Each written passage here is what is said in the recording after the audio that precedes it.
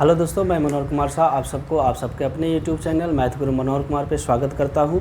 चलिए, आज निर्देशांक ज्यामिति के एक्सरसाइज 7.2 निर्देशांक के पार्ट 7 में हम क्वेश्चन 7 से आगे करना शुरू करेंगे।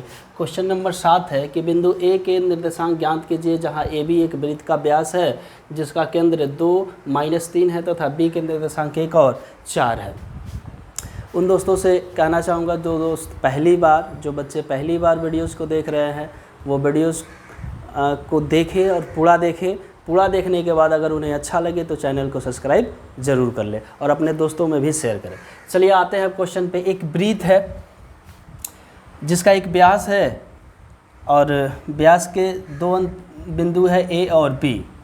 केंद्र का निर्देशांक दे रखा है और बी का निर्देशांक दिया है और एक्स वाई का मान हमें ज्ञात करना है, बिंदु ए का निर्देशांक ज्ञात करना है। चलिए मान लेते हैं बिंदु ए का निर्देशांक एक्स वाई तथा बी का निर्देशांक एक्स 1 और 4, केंद्र पी का निर्देशांक 2 और -3 है। अब देखिए, चूंकि हम जानते हैं कि किसी भी वृत्त का जो व्यास होता है केंद्र उसका मध्य बिंदु होता है, तो मध्य बिंदु के सूत्र से हम इसका निर्देशांक ज्ञात करने की कोशिश करेंगे तो बिंदु ए का निर्देशांक हमें पता हो जाएगा। इसलिए मध्य बिंदु के सूत्र से P के निर्देशांक ज्ञात कीजिए 2 -3 बराबर मध्य बिंदु का क्या सूत्र होता है, x1 + x2 + x1/2 और y2 + y1/2 अर्थात 1 + x/2 और ये हो जाएगा 4 + y/2। ये निर्देशांक हो गए बिंदु P के। मध्य बिंदु का सूत्र अप्लाई किए अर्थात P के निर्देशांक हम ज्ञात कर रहे हैं केंद्र वृत्त के केंद्र का। अब यहाँ पे बिंदु P का x निर्देशांक 2 दे रखा है और y निर्देशांक 3 दे रखा है, तो इसके साथ इसका हम कंपेयर कर लेंगे। इसलिए लिखेंगे 2 बराबर 1 + x/2 और तिरछी गुना करेंगे तो ये हो जाएगा 1 + x बराबर 2 दूना 4, तो x बराबर हो जाएगा 4 - 1 अर्थात x बराबर क्या आ गया, 3 आ गया। उसी प्रकार से हम y बिंदु के y के निर्देशांक के साथ y का कंपेयर कर लेंगे। -3 बराबर 4 + y/2, फिर तिरछी गुना करेंगे तो ये हो जाएगा 4 + y बराबर 3 दूना 6 -6 हो जाएगा। इसलिए यदि y का मान ज्ञात करें -6 और 4 उधर जाएगा ये भी माइनस हो जाएगा तो ये हो जाएगा -10 लिख लेंगे। अतः बिंदु ए का निर्देशांक 3 और -10 है। देखिए, बहुत आसान सवाल है, कोई इसमें बड़ा चीज़ नहीं था कि नहीं बनेगा और समझ में नहीं आएगा। ये एकदम आसान सा सवाल था कि एक वृत्त दिया हुआ है और एक व्यास दिया हुआ है जिसको ए बी मान लिया है। वृत्त का केंद्र जो होता है, देखिए व्यास जो होता है 2 त्रिज्याओं द्वारा बनता है, तो केंद्र हमेशा क्या होगा कि किसी भी व्यास का मध्य बिंदु होगा और मध्य बिंदु का सूत्र अप्लाई करेंगे और यहाँ से हमें मान निकल जाएगा। ये जो मान निकलेगा x निर्देशांक और y निर्देशांक उसके साथ उसको कंपेयर कर देंगे, हमारा आंसर निकल जाएगा। चलिए, उम्मीद करते हैं कि समझ में आया होगा आपको। अब आते हैं नेक्स्ट सवाल पे। क्वेश्चन नंबर 8 है कि यदि a और b क्रमशः -2 और 2 -4 हो तो बिंदु P के निर्देशांक ज्ञात कीजिए ताकि AP बराबर 3/7 AB हो और P रेखाखंड AB पर स्थित हो। चलिए, आसान सा सवाल है। एक रेखाखंड हमने ए बी ले लिया और P बिंदु को रेखाखंड पे कहीं स्थित कर दिया जिसका निर्देशांक x और y मान लिया। ए बी का निर्देशांक दे रखा है। मान लेंगे दिया है कि ए बी एक रेखाखंड है जिसके बिंदु a और b के निर्देशांक क्रमशः -2 और 2 -4 है तथा AP बराबर 3/7 AB दिया हुआ है। लिखेंगे दिया है, हल करेंगे, एक बार और लिखेंगे AP बराबर 3/7 AB।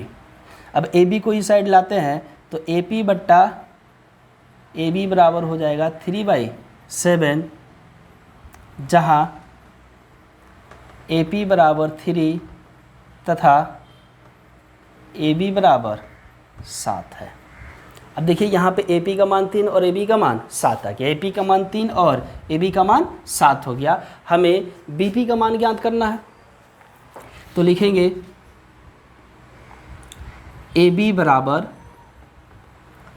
AP जोड़ PB होगा और AB का मान क्या आया है 7 बराबर AP का मान क्या आया है, AP का मान 3 जोड़ पी बी, तो ये हो जाएगा 7 minus 3 equal to P B, इसलिए पी बी बराबर क्या हो जाएगा 4। अब देखिए ए पी का मान यहाँ से ए पी की दूरी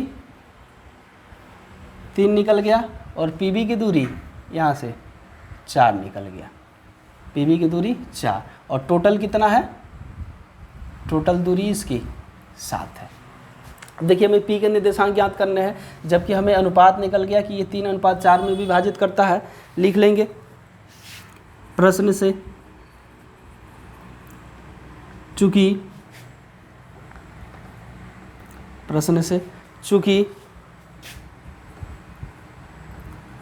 बिंदु P, इसका निर्देशांक XY, बिंदु P रेखाखंड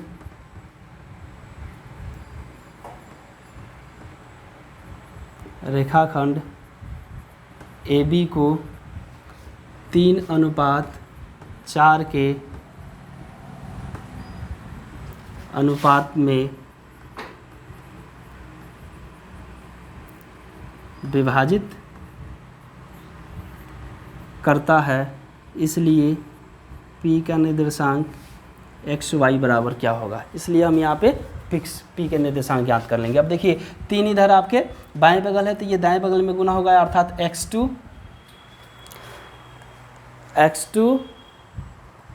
3 इंटू x2 m। ये ज्ञात करने का जो सूत्र हमने बताया था कि mx2 plus nx1 by m plus 1, उसी प्रकार से y वाले में गुना करेंगे तो m का मान यहाँ पे 3 है, तो 3 गुने 2 डायरेक्ट करेंगे, 3 गुने 2 प्लस 4 गुने माइनस 2, 4 गुने माइनस 2 बट्टा m प्लस n, अर्थात 3 जोड़ 4, और ये हो जाएगा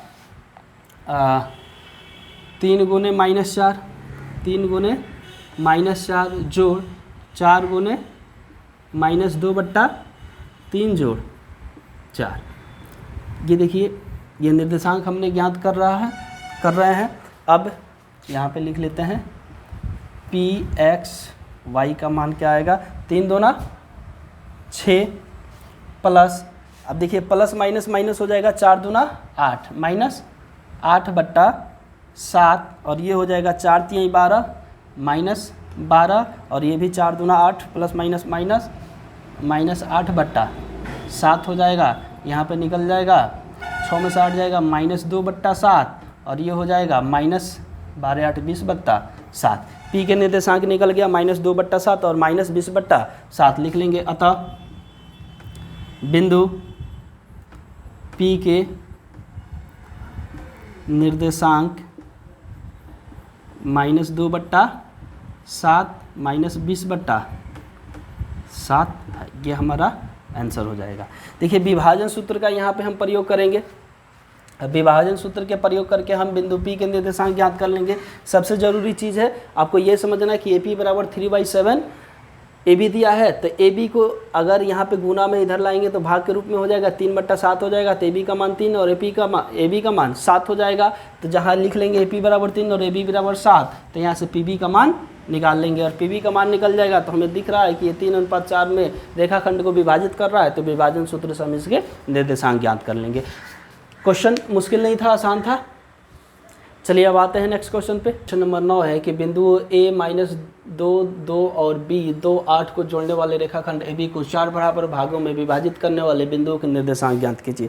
एक रेखाखंड है AB एक रेखाखंड है जिसे 4 भागों में विभाजित करने वाले, तो 4 भागों में विभाजित करने के लिए 3 बिंदु लिखना पड़ेगा, 1 2 3। अब देखिए 1 2 3 और 4 बराबर भागों में विभाजित करता है, अर्थात AP PQ QR और RB, ये 4 बराबर भागों में विभाजित करेगा। यदि हमें बिंदु P के निर्देशांक ज्ञात करने होंगे तो बिंदु P का निर्देशांक देखिए, ये AP यहाँ से AP की दूरी 1 है, लेकिन PB की दूरी यहाँ से 1 2 3 हो जाएगा, तो ये इसे 1:3 में विभाजित करेगा। ये इसे बिंदु P 1:3 में विभाजित करेगा, और बिंदु Q जो हो जाएगा, ये देखिए AQ और QB ये 2 हो जाएगा, तो 2:2 में विभाजित करेगा, और बिंदु R जो होगा वो इस रेखाखंड AB को इधर गिन लीजिए 1 2 3 हो रहा है भाग, तो 1 में विभाजित करेगा। बस यही कंसेप्ट आपको समझना है, क्वेश्चन आसानी से बन जाएगा।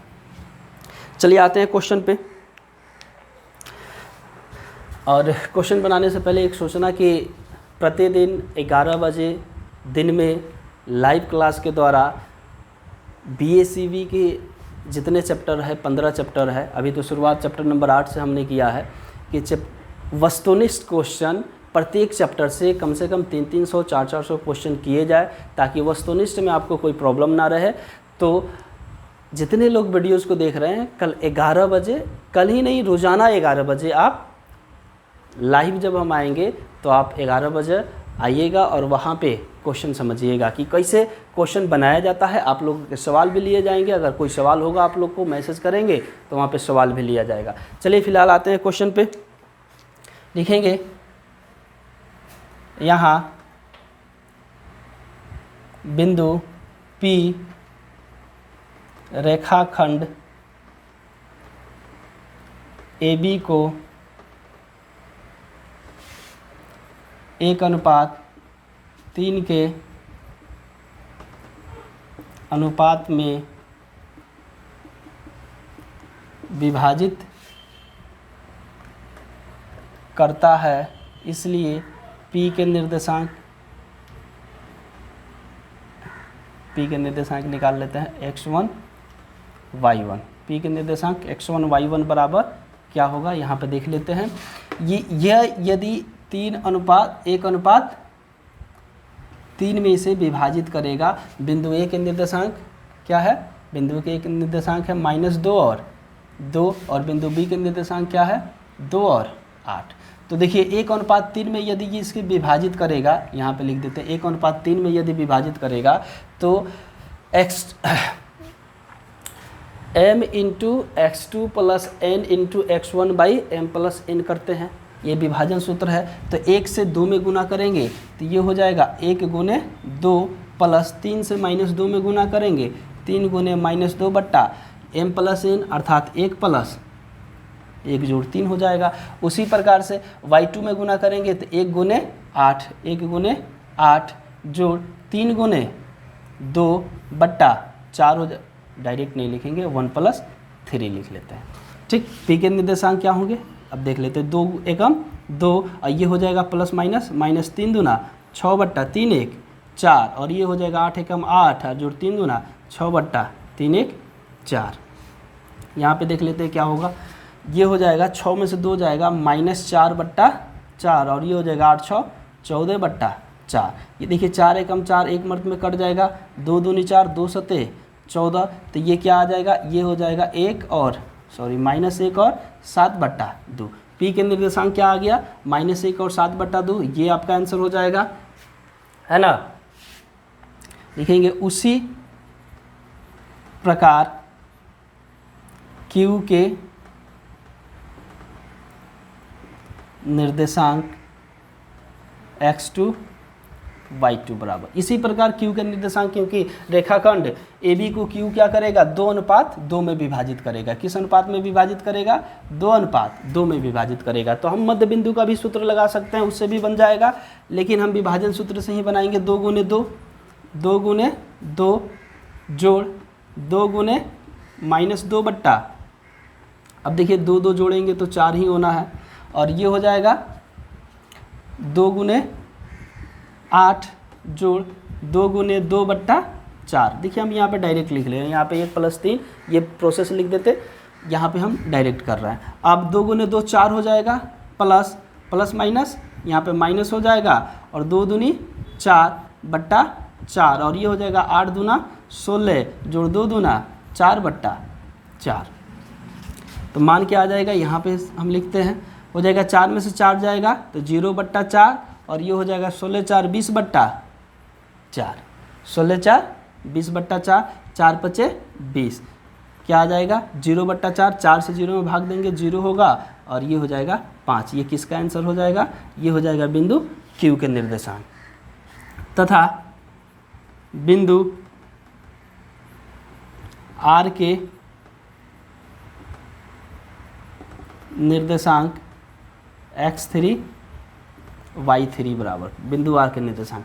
चलिए डायरेक्ट करेंगे। बिंदु आर जो होगा ना इसे 3:1 में विभाजित करेगा, 3:1 में विभाजित करेगा। तो 3 से 2 में गुना करेंगे, 3 गुने 2 जोड़ 1 गुने -2 बट्टा, डायरेक्ट लिख लेते हैं, 3 1 4 हो जाएगा और ये हो जाएगा 3 गुने 8 जोड़ 1 गुने 2 बट्टा 4।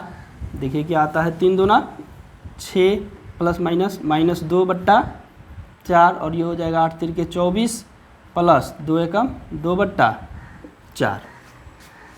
क्या मान आएगा, 6 में से 2 जाएगा 4 बट्टा 4 और ये हो जाएगा 24 2 26 बट्टा 4, 2 दूना 4 और 13 दूना 26, 4 एकम 4, 1 मर्द में कट जाएगा। तो निर्देशांक क्या हो जाएंगे, 1 और 13 बट्टा 2, ये निर्देशांक हो जाएंगे। ठीक है, ये हमारा आंसर हो जाएगा। और कंबाइंड रूप से हम सबका आंसर अलग अलग एक साथ भी लिख सकते हैं, लिख लेंगे। अतः बिंदु P, Q और R के निर्देशांक क्रमशः, बिंदु P का निर्देशांक -1 और 7 बट्टा 2, बिंदु Q का निर्देशांक 0 और 5 तथा R का निर्देशांक 1 और 13 बट्टा 2 आया। ये हमारा आंसर हो जाएगा। देखिए कोई बड़ा सवाल नहीं था, बस आपको ये समझना था कि जो रेखाखंड है वो उसे 4 बराबर भागों में विभाजित कर रहा है, तो 4 बराबर भाग लिख देंगे और सबको 1-1 अनुपात दे देंगे। 1-1 अनुपात देने के बाद P जो होगा 1:3 में विभाजित करेगा, Q जो होगा 2:2 में और R जो होगा 3:1 में विभाजित करेगा। बस यही चीज़ समझना था। ये चीज़ समझ जाते तो विभाजन सूत्र से हमारा सबका सब आंसर आ जाता। तो उम्मीद करते हैं कि ये सवाल समझ में आया होगा आपको। अब आते हैं अगले क्वेश्चन पे, आते हैं क्वेश्चन नंबर 10 पे। ये एक्सरसाइज 7.2 का अंतिम सवाल है कि एक समचतुर्भुज का क्षेत्रफल ज्ञात कीजिए जिसके शीर्ष इसी क्रम में 3 0 4 5 -1 4 और -2, यहाँ पे -1 है। संकेत समचतुर्भुज का क्षेत्रफल 1/2 गुने उसके विकर्णों का गुणनफल।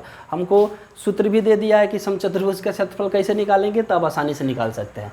उसके विकर्णों का गुणनफल दिया है, अर्थात विकर्णों की लंबाई हमें मालूम होनी चाहिए। विकर्णों की लंबाई मालूम होगी तो आसानी से हम निकाल सकेंगे। अब देखिए मान लेंगे माना ABCD एक समचतुर्भुज है जिसके शीर्ष A, B, C और D है, उसके निर्देशांक लिख दिए हैं। इसलिए दूरी सूत्र से सबसे पहले हम AC की दूरी निकालेंगे। दूरी सूत्र से AC बराबर क्या आएगा, दूरी सूत्र याद होगा आपको, x2 - x1 का whole square plus y2 - y1 का होल स्क्वायर। तो जब AC की बात करेंगे पहले A बोल रहे हैं तो ये हो जाएगा x1 y1 और ये हो जाएगा x2 y2। ध्यान देंगे इसे, -1 से -3, -1 -3 का होल स्क्वायर प्लस ये हो जाएगा 4 -0 का होल स्क्वायर।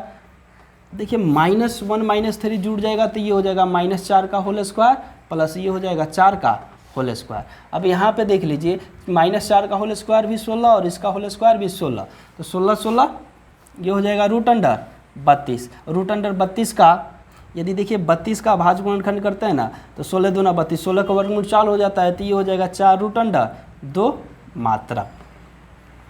चलिए इसी प्रकार तथा दूसरा विकर्ण BD की लंबाई निकाल लेते हैं। BD बराबर क्या होगा, √।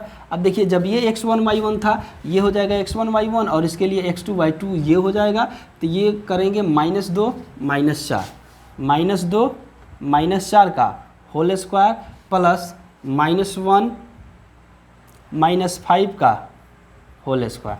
देखिए -2 -4 जुड़ जाएगा, -6 का होल स्क्वायर हो जाएगा प्लस ये भी हो जाएगा -6 का होल स्क्वायर। तो -6 का होल स्क्वायर -6 का होल स्क्वायर 36 जोड़ 36 हो जाएगा और 36 36 72 होता है। अब देखिए जब 72 का भाज्य गुणनखंड निकालेंगे ना तो 2 से 36 दूना 72, 36 का वर्गमूल 6 हो जाएगा, तो ये हो जाएगा 6√2 मात्रक। लिखेंगे प्रश्न से, इसलिए समचतुर्भुज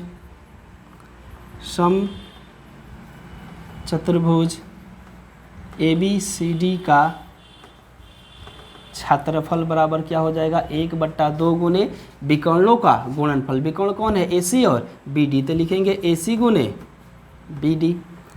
1/2 गुने AC का मान कितना आया, AC का मान देखिए 4√2 आया और BD का मान कितना आया 6√2 आया।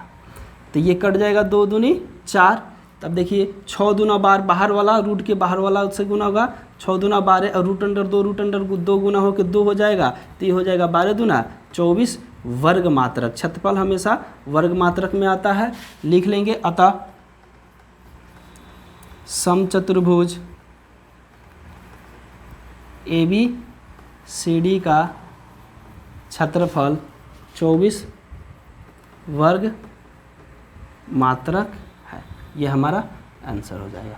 देखिए कितनी आसानी से सवाल बन रहे हैं, बिल्कुल मुश्किल नहीं है ये बनाना। एक्सरसाइज 7.1, 7.2 या 7.3 निर्देशांक ज्यामिति बहुत ही आसान है, हालांकि इससे सवाल बहुत ज़्यादा पूछा जाता है। तो इसे इतना बढ़िया से समझिएगा कि इससे आने वाले जो भी सवाल होंगे वो आपसे छूटे नहीं। तो उम्मीद करते हैं कि 7.2 और 7.1 अच्छा से आपको समझ में आया होगा। उसी प्रकार से 7.3 जिसमें त्रिभुज का क्षेत्रफल निकालना है त्रिभुज के सूत्र से, वो अगले वीडियो में आपको त्रिभुज का क्षेत्रफल कैसे निकलता है वो भी समझाएंगे, और त्रिभुज के क्षेत्रफल का जो सूत्र है उस पर क्वेश्चन कैसे बनाएंगे ये भी आपको बताएंगे क्वेश्चन बना के। तो चलिए तब तक के लिए बाय, जय हिंद।